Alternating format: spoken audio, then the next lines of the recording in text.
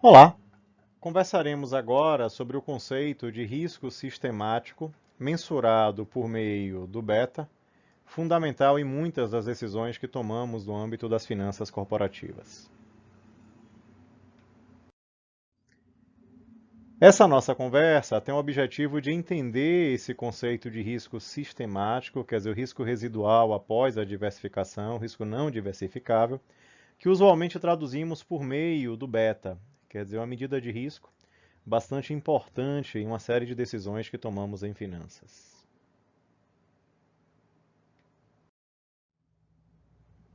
Se vamos então entender qual é o conceito de risco usualmente trabalhado por nós em finanças, e aí na analogia de uma imagem de um quadro, quer dizer exatamente, a ideia de tentar entender, a decisão presente a partir de uma série de perspectivas relacionadas ao futuro e que essas perspectivas podem ser entendidas em diferentes fases da nossa compreensão da tomada de decisão financeira.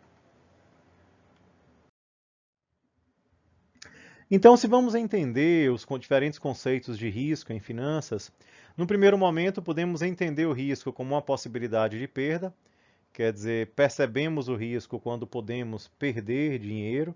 Essa perda, de um modo geral, é talvez aí a dimensão mais impactante aí da ideia do risco, sob o ponto de vista de um leigo, quer dizer, talvez o risco se traduza aí por essa perspectiva, ou essa ameaça de perda. Mas, de um modo geral, usualmente em finanças, costumamos traduzir o risco por meio da ideia de variabilidade, quer dizer, a ideia de acontecer algo diferente daquilo que você espera.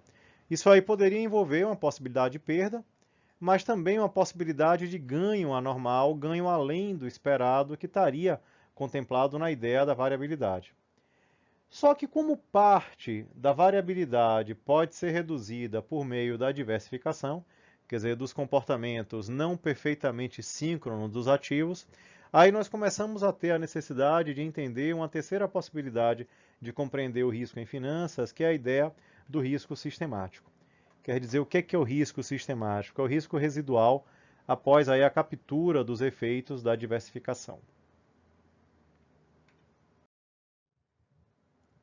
Para ilustrar, imagine a situação de um investidor iniciante, e esse investidor iniciante está pensando, na verdade, em comprar papéis da companhia petrolífera. Ora, se a companhia petrolífera vende petróleo, obviamente um componente importante aí do risco ou da variabilidade do comportamento aí dos investimentos feitos por ele, com certeza está associado ao preço do petróleo. Se vamos entender a modelagem aí dos ganhos e os efeitos sobre a cotação do preço dessa ação de petróleo, dessa ação de uma empresa exploradora aí de petróleo, então, de um modo geral, a empresa ela tem, na verdade, a concessão de exploração de determinadas áreas, ela eventualmente descobre petróleo em uma ou alguma dessas áreas e, a partir daí, ela monta a sua equação aí de resultado, de lucro e de fluxo de caixa. Porque ela vai vender petróleo, vai, na verdade, incorrer uma série de gastos, e o que vai sobrar, na verdade, vai ser lá o seu lucro, e, por tabela, também o seu caixa. Obviamente, quando a gente já começa a entender essas relações, nós começamos a entender que se o preço do petróleo sobe e nem todos os gastos vão acompanhar essa subida do preço do petróleo, nós acabamos descobrindo que o impacto no resultado e no caixa é grande. Assim, quando analisamos a cotação da ação da empresa de petróleo, o que é que nós percebemos? Se o preço do petróleo sobe, as receitas sobem, o fluxo de caixa sobe, logo o preço da ação sobe também. Quer dizer, vai existir uma relação, nós podemos chamar, do seu ponto de vista estatístico, uma correlação positiva entre a oscilação do preço do petróleo e a oscilação da ação. Quer dizer, se porventura o preço cai, quer dizer, receitas caem, fluxo de caixa cai, preço cai também. Então, nesse contexto, o que é que podemos entender? Que, de um modo geral, o investidor, ao comprar ações da companhia petrolífera, deveria estar preocupado com o efeito do petróleo sobre o comportamento do seu portfólio, quer dizer, a rentabilidade do seu portfólio, já que essas oscilações do petróleo seriam capturadas com certeza lá nas oscilações do preço da ação.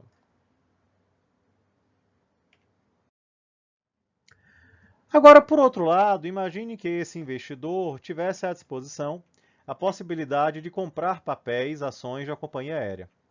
E nesse caso, qual é a diferença? Ora, enquanto a companhia de petróleo ganha dinheiro a partir da venda do petróleo, a companhia aérea consome petróleo por meio lá do querosene de aviação que alimenta as aeronaves. Então, nesse caso, temos uma relação oposta em relação ao preço do petróleo. Por quê? Porque, se vamos entender a relação do preço do petróleo com o preço da ação da companhia aérea, quer dizer, se o petróleo sobe, os gastos da companhia aérea aumentam, seu fluxo de caixa remanescente, a sobra, diminui, consequentemente o preço cai. Agora, se por outro lado o petróleo cai, os gastos diminuem, fluxo de caixa e preço da ação sobe. Então, o que que isso chama a atenção? Chama a atenção para que esse investidor, temeroso à oscilação aí desse comportamento do seu portfólio em função da oscilação do petróleo, poderia atenuar essa perspectiva de oscilação por meio da composição de um portfólio de uma carteira. O que é um portfólio e uma carteira? Um conjunto de investimentos. Nesse caso, formado por quem? Formado pela ação da companhia de petróleo e pela ação da companhia aérea. Com isso, a ideia da formação de carteiras ou de portfólios, quer dizer, coloca em prática um ditado popular que diz que não devemos colocar todos os ovos em uma mesma cesta, porque se de fato nós colocarmos todos em uma mesma cesta, quer dizer, qualquer acidente que porventura aconteça com a cesta comprometeria o desempenho aí do todo. Então, nesse caso, se a gente começa a ter a perspectiva de colocar em cestas diferentes, quer dizer, caso porventura tenhamos um problema com uma cesta, as outras estarão salvas. Então, é essa a lógica que está por trás da formação de carteiras ou de portfólios. Então, esse investidor, temeroso ao risco, no momento que ele monta, na verdade, um portfólio, uma carteira, quer dizer, diversificando seus investimentos na empresa de petróleo, na companhia aérea, com toda certeza ele consegue, na verdade, por meio da carteira, diluir os seus riscos. E é exatamente essa a ideia que a gente vai acabar tendo. Ora, se a carteira permite diluir os riscos, é uma parte do risco que é diluída, então essa parte diluída não há por que nos preocupar. Agora, aquela parte residual do risco, aí sim, temos que ter preocupações em relação a ele, temos que precificar ele ao tentar entender e modelar decisões financeiras. Por que que então isso acontece? Por que que o risco é diluído quando formamos uma carteira? Porque, de um modo geral, ativos têm comportamentos não perfeitamente síncronos. Quer dizer, a oscilação de um não é a exata oscilação do outro. Então, a partir do momento que existe um comportamento assíncrono aí dos preços, dos retornos dos ativos, quer dizer, no momento que nós diluímos, nós conseguimos então realizar compensações. E com isso, nós, com certeza, reduzimos o risco da carteira como um todo, do conjunto de investimentos. Então, a explicação estaria justamente nisso, né? Nessa ausência de sincronia perfeita, ou o que poderíamos chamar, na linguagem da estatística, de correlações imperfeitas. Quer dizer, como os ativos não têm o mesmo comportamento, essas correlações imperfeitas trariam benefício da redução do risco. Um exemplo didático, hipotético, poderia ser dado, então, pela formação de uma carteira formada aí pelas ações M, porque seu retorno tem a forma de um M, e pela ação W, cujos retornos têm a forma de um W. Então, ora, se eu tento entender a variabilidade ou a oscilação, eu vejo que as oscilações estão aqui. Só que se eu formo uma carteira formada por metade de M e metade de W, o que é que eu descubro? Que o retorno dessa carteira vai ser a média dos retornos individuais, que vai ser exatamente isso daqui. Ou seja, o retorno médio se mantém, mas o risco, nesse caso, é perfeitamente anulado, porque nesse exemplo didático, hipotético, quer dizer, nós acabamos tendo aí ativos com a sincronia perfeita, quer dizer, com correlações negativas unitárias, quer dizer, correlação -1, e que permitiria isso daí. Como na prática nós não encontraremos ativos com essa relação perfeita, quer dizer, nós chegamos à conclusão de que a carteira tem a capacidade de reduzir risco, ainda que esse risco não seja reduzido a zero. Que aí é a resposta a esse questionamento. Ao formar uma carteira, todo o risco é eliminado? Não, ao formar uma carteira, uma parte do risco é eliminado. Essa parte do risco é o que nós vamos chamar de risco diversificável. Só que o risco residual, que nós não conseguimos eliminar por meio da diversificação, nós chamaremos de risco sistemático, e é esse risco que precisaria ser precificado nos modelos financeiros, notadamente que entendem taxas de retorno como o retorno esperado aí por um investimento a partir do capital próprio.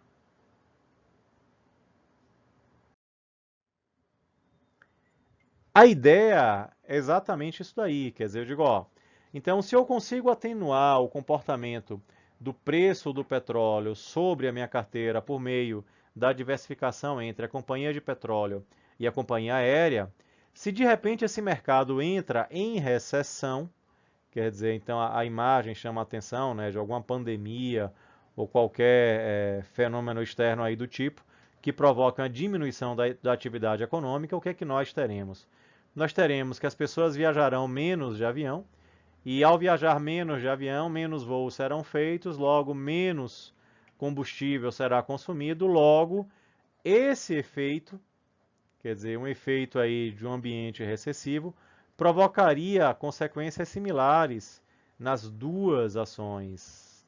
Logo, meu portfólio capturaria esse efeito provocado aí por um fenômeno maior, como um fenômeno de recessão. Então, essa ideia da existência associada aí a componentes maiores e que a diversificação não elimina é o que justificaria isso que nós chamaríamos de risco sistemático.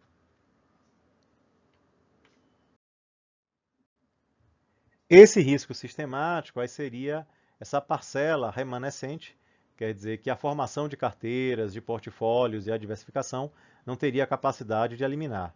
Então, esse risco sistemático remanescente precisaria ser precificado, quer dizer, deveríamos estabelecer um prêmio por ele e imputar esse prêmio nas decisões financeiras tomadas. Se vamos entender o risco sistemático a partir do processo de formação de carteira, então analise o risco total de uma carteira, quer dizer, a sua variabilidade, a sua oscilação, à medida que aumenta o número de ativos que porventura colocamos nela. E aí considere ativos aleatoriamente escolhidos. Então, o que eu tendo a perceber? Que à medida que vai aumentando a quantidade de ativos, o risco total da carteira ele diminui. Só que ele não diminui a zero, ele diminui até um determinado patamar. Então, com isso, o que é que eu consigo perceber? Que vão existir dois componentes do risco. Um, que a própria diversificação elimina, daí não haveria por que me preocupar em relação a ele, já que o portfólio elimina ele. Mas existe uma outra parcela, essa a diversificação não elimina. Essa parcela nós vamos chamar então de risco sistemático e a partir daí os modelos financeiros trabalhados por nós teriam que ter a capacidade de estabelecer um prêmio, porque se eu não consigo eliminar e se isso aqui é indesejado em relação aí ao comportamento dos meus investimentos, eu precisaria ser recompensado, remunerado em relação a esse risco. E é esse cuidado que a gente vai ter que ter. Como mensurar esse risco e depois como precificar. Então, esse risco sistemático nós costumamos mensurar por meio dessa ideia do beta, quer dizer, uma medida de risco sistemático bastante importante nos processos de tomada de decisão em finanças e que aí temos a preocupação de entender, de calcular, de obter e de usar. Quer dizer, o beta, de um modo geral, vai acabar medindo a sensibilidade do investimento, do ativo aí que estamos pensando, em relação a um conjunto diversificado de investimentos, que podemos chamar, né, de um mercado, quer dizer, de uma carteira de mercado. E aí, quando pensamos em mercado, de um modo geral, podemos pensar em mercados de ações. E geralmente o comportamento médio aí desse mercado acaba sendo capturado por meio de um índice que mede esse mercado de bolsa, um índice de bolsa, e que no caso brasileiro poderíamos pensar então no Ibovespa, quer dizer, um índice que tentaria medir o comportamento do mercado. Então, o que é que seria o beta? Seria uma medida de sensibilidade desse ativo em relação a esse mercado e que pode ser obtido de diferentes formas, como veremos no bate-papo posterior. Com isso, esperamos ter alcançado aí o objetivo pretendido para essa nossa conversa, que era entender o conceito de risco sistemático por meio do beta. Bons estudos!